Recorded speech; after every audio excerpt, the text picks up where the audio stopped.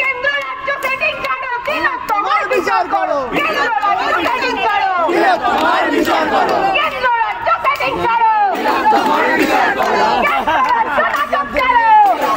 বিচার করো। কেন্দ্র রাজ্য সেটিং করো, তোমার বিচার করো। কেন্দ্র রাজ্য সেটিং করো, তোমার বিচার করো। We demand justice. We demand justice. We demand justice. We demand ধর্ষকদের গলাকাট। কালী পূজায় দিয়েছি না ধর্ষকদের গলাকাট। কালী পূজায় দিয়েছি না ধর্ষকদের গলাকাট। ভাইফোঁটাতে দিয়েছি না আমার বোন বিচার পাক। ভাইফোঁটাতে দিয়েছি না। হাইকোর্ট আমাদের যে আবেদন, এখানে অবস্থান জমায়েতের যে আবেদন, সেই আবেদনে মহামান্য হাইকোর্টের তারা কি বলেন তার জন্য আমরা অপেক্ষা করব এবং তারপরে সেই অনুযায়ী আমরা সিদ্ধান্ত নেব আমাদের পরবর্তী আন্দোলন কোন পথে।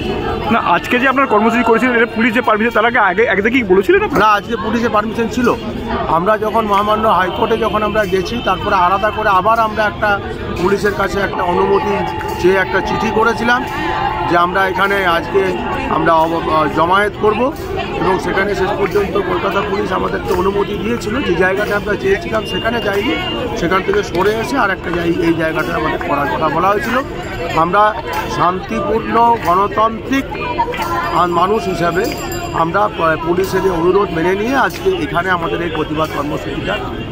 আগামীকাল যদি কোর্ট পারমিশন দেয় এখানে কি কর্মসূচি হবে? না, আমার আগামীকাল কোর্টের আমরা তো যদি ডরিনা ক্রসিংয়ের জন্য ডরিনা ক্রসিংয়ে যদি মহামান্য হাইকোর্ট যদি সেই অনুমতি দেন, আমরা সেখানে সেই কর্মসূচি আগামীকাল থেকে শুরু করব। মানে এটা কি মানে একটা সময়ের মধ্যে লাগাতার কর্মসূচি করবেন, সেটা একটা বিশেষ পরিস্থিতি অনুযায়ী আমরা ঠিক করবো। আমরা 10 দিনে একটা অনুমতি চেয়েছিলাম পুলিশের কাছে, 10 দিন জমায়েত, তো সেটা তো পুলিশ দেয়নি। তারা সেজন্য আমরা মহামান্য হাইকোর্টের কাছে গেছি।